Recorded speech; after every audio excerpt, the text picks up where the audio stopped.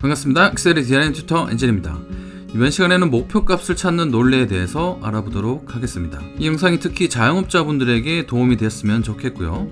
회사원분들에게도 물론 유익한 영상이 되기를 바라겠습니다. 엑셀 프로그램으로 목표값을 구한다라는 것은 수식을 출력하는 변수에 해당하는 값을 엑셀이 출력하게끔 하는 논리입니다. 이게 어떤 말이냐면 지금 영업이익이라고 하는 이 부분, 수식이 들어가 있는 부분이죠. 더블 클릭을 따닥 해볼게요. 그러면 수입 내역에 해당하는 매출에서 비용을 뺀 이 부분이 바로 내 손안에 들어오는 이익이라는 뜻입니다. 여기에서 사실은 부가세까지 차감을 한 비용이 실제로 내 손안에 들어오는 비용이라고 보시면 되죠. 국가에 세금을 납부해야 되는 거니까요. 그래서 영업이익은 어쨌든 내가 벌어들인 금액에서 비용을 제외하게 되면 영업이익이 발생하게 됩니다. 영업이익인 특히 비용에 들어가는 부분 원가와 판매 관리비로 나눠져 있습니다. 나중에 기회가 되면 수익 틀에 관한 부분에 대한 영상을 엑셀과 조금 별개로, 물론 엑셀에 대한 수식이 필요합니다. 엑셀과 조금 별개로 영상을 한번 제작해 보도록 하겠습니다. 여기에서는 벌어들인 매출에서 여기서는 그냥 총 매출을 기입을 했습니다. 부가세가 빠져나기 전이라고 보시면 되고요. 원가와 판매 관리비가 비용으로 차감이 되어 있습니다. 그리고 판매 관리비 중에서도 이자가 여기 포함이 되어 있죠. 이 부분은 필요에 따라서 여러분들 업장에 맞게 사용을 해 주시면 됩니다. 기업에서도 마찬가지고요.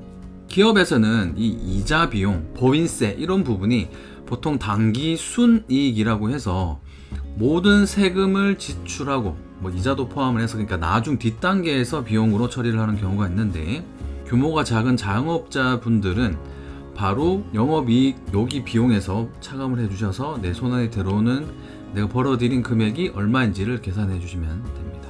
서두가 좀 길었는데요. 지금 영업이익을 한번 클릭을 해볼게요. 여기서 포인트, 오늘 배울 포인트는 목표값 구하기라고 말씀을 드렸습니다. 여기에 수식이 들어가 있죠. 이게 포인트입니다. 수식이 들어가 있다라는 거고요. 목표값을 구할 때는 참조하는 구간에 수식이 들어가 있는 구간은 한 가지 구간이어야 합니다. 여기 수식이 들어가 있고, 여기도 한번 구조를 볼까요? 단가, 판매 그램수가 있고, 매출. 자, 여기도 는 해서 수식이 들어가 있죠. 여기도 수식, 여기도 수식. 그래서 이 구간은 목표값을 발견해 낼 수가 없습니다. 엑셀 지금 기능으로는요. 여기도 볼까요? 여기는 수식이 들어가 있지 않죠. 제일 마지막 여기만 sum 해서 값이 들어가 있는 걸 볼 수가 있습니다. 지금부터 작동을 한번 시켜 볼게요. 목표값을 찾는 작동 논리. 영업이익 이 값을 우리가 이제 변경을 시킬 거예요. 이 변경시키기 위해서 참조된 셀들을 볼까요? 여기와 여기죠. 여기 있는 구간과 여기에 있는 구간에 값에 영향을 미치는 친구들이 여기 위에 있는 값과 여기 위에 있는 값입니다. 여기를 더블 클릭하면 여기가 다 sum 되어 있죠. 여기도 다 sum이 되어 있습니다. 그래서 여기 sum 되어 있지 않은 부분 값들을 움직여서 여기 있는 값이 얼마인지를 알아보게 할 거예요. 일단 한번 볼까요? 영업이익 여기를 클릭해 주시고 데이터 탭에서 가상 분석. 참고로 이 목표값 찾기는 커말에서도 굉장히 많이 나오죠. 그래서 이 논리도 익혀주시면 굉장히 좋을 것 같아요. 목표값 찾기.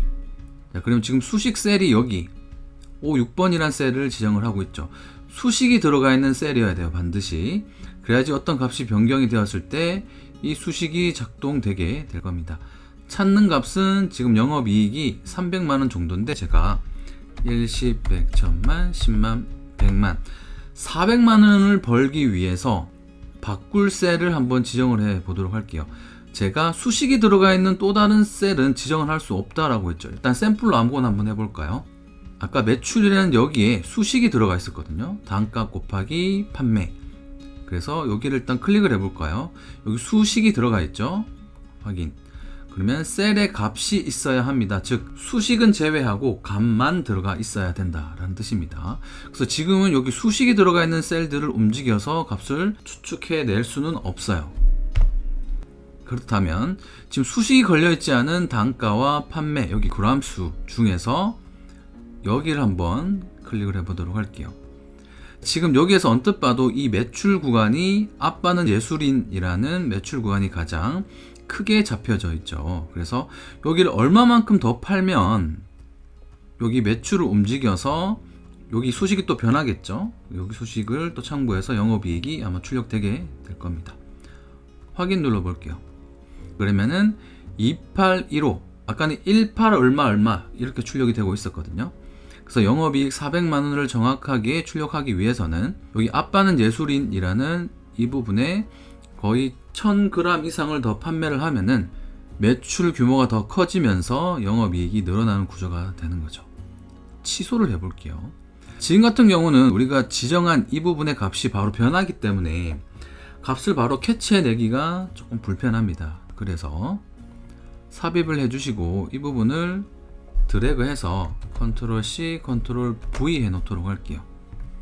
그러면 여기 있는 값은 수식이 들어가 있지 않죠. 그래서 아까처럼 우리가 어떤 목표값을 구하기 위해서 논리를 적용했을 때 변한 값과 비교가 가능하겠죠. 자, 다시 한번 해볼게요. 가상 분석에서 목표값 찾기 해주시고 수식 셀은 여기를 클릭을 합니다. 그리고 찾는 값은 아까와 마찬가지로 450만원 정도 해볼까요? 10, 100, 1000만, 10만, 100만. 바꿀 셀을 클릭을 해주시고요. 지금 이 매출 수식에 영향을 미치는 친구들이 어디 있죠? 지금 이 단가하고 기존에 있던 판매역이죠. 그렇기 때문에 여기를 일단 찍어주도록 할게요. 그리고 오른쪽에 있는 값과 비교를 해주면 될 거예요. 그쵸? 확인 눌러보도록 하겠습니다. 자, 그러면 3335g을 판매를 하면은 기존의 1821g 대비 얼마나 내가 더 팔아야지 이 매출이 증가하면서 목표값 수입이 더 늘어나고 그에 따라서 지출은 고정되어 있는 상태에서 영업이익이 이만큼 나오겠다 라고 우리가 추측을 해 볼 수가 있습니다. 이렇게 해주시면 되고요. 그리고 이 매출도 한번 우리가 목표값으로 구해 보도록 할게요. 그렇게 하기 위해서는 범위를 정해 주시고 컨트롤 C, 마우스 오른쪽 버튼 값으로 대체를 해주시면 돼요. 수식이 없으면 돼요. 다시 한번 해보도록 할게요. 가상 분석에서 목표값 찾기, 수식 셀은 영업이익 여기를 클릭해 줄 거고요. 찾는 값은 10, 100, 1000만, 10만, 100만. 바꿀 셀을 클릭해 주실게요. 이번에는 민트 초콩이라는 이 부분 값이 제일 작아 보여요. 이 매출을 클릭해 줄게요.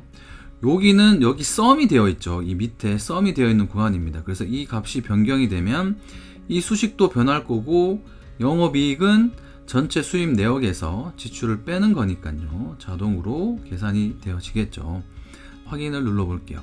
그러면 여기 120만원 정도 해줘야지 영업이익이 400만원 정도 된다라는 것을 확인해 볼 수가 있습니다. 취소해 볼게요.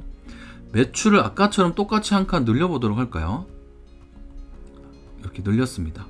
그래서 이 부분을 다시 쭉 드래그 해주시고 이렇게 값을 붙여 놓습니다. 비교 대상이 이 두 개였고요. 여기 그냥 노란색을 색칠해 볼게요.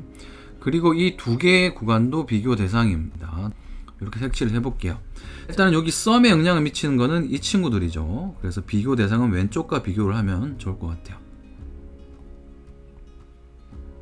이렇게 해주시고 다시 한번 해볼까요? 데이터에서 가상 분석 목표값 찾기 여기를 클릭해 주시고 찾을 값은 500만원 해볼까요? 클릭해 주시고 이번에는 어떤 값을 클릭을 해볼까요? 아이스 허쉬 앤 러쉬라고 해볼까요? 여기를 클릭해 주도록 하겠습니다. 그리고 이 값이 이제 변하겠죠. 그러면 왼쪽에 있는 값과 비교를 해서 얼만큼 더 매출을 올려야 될지 여러분들이 예상을 하시면 될 것 같습니다. 확인해 볼게요. 확인합니다. 그러면은 기존에는 69만 4천원 정도인데 목표값 영업이익 500만원을 달성하기 위해서는 지금 아이스 허쉬 앤 러쉬라는 이 품목을 이만큼 매출을 올려주면 돼요. 자, 지금은 우리가 샘플로 이렇게 했죠. 는 하고 나서 빼기를 해볼까요? 그러면 195만원 정도, 이 친구만 팔아서 195만원 정도를 매출을 올리기는 힘들다 생각하면 지금 여기에 전체 품목 개수가 12개죠. 그러면 는 해서 이 부분을 12로 나눠줍니다. 그러면 각각은 16만원 정도 더 해주면 우리가 비용은 고정되어 있다라고 가정을 하고요. 16만원만 더 해주시면 평균으로 각각 여기에 해당하는 영업이익을 달성할 수가 있게 되는 거죠. 그렇다면 이제 지출 내역도 간단하게 한번 보도록 할게요. 이 두 개는 잠깐 지워주고요. 이번에는 이 지출 구조가 좀 높다라고 생각이 되어질 경우는 다시 한번 해볼까요? 영업이익 클릭해 주시고요. 여기는 수식이 들어가 있는 건 여기밖에 없어요. 그쵸? 클릭해 주시고 데이터에서 가상 분석 목표값 찾기, 수식셀은 여기, 그리고 이 영업이익은 1십, 100, 1000만, 10만, 100만으로 늘릴 거고요. 바꿀 셀, 아이스크림 재료 비용이 예를 들어서 너무 높다라고 판단되어지는 경우 여기를 클릭해 주시고요. 확인 눌러 볼게요. 아까 250만원 정도였는데 지금 한 100만원 정도, 즉 재료 비용을 한 150만원 정도 덜 쓰면 지금 영업이익을 달성할 수가 있게 되는 것 같습니다. 그런데 재료비는 무작정 줄일 수는 없겠죠. 그래서 일단 취소해 주시고요. 다시 한번 가상 분석에서 목표값 찾기, 영업이익 찾는 값을 1십, 100, 1000만, 10만, 100만 350만원 정도 해주기 위한 이자를 얼마만큼 좀 줄이면 되는지 확인해 보도록 할게요. 지금 75만원입니다.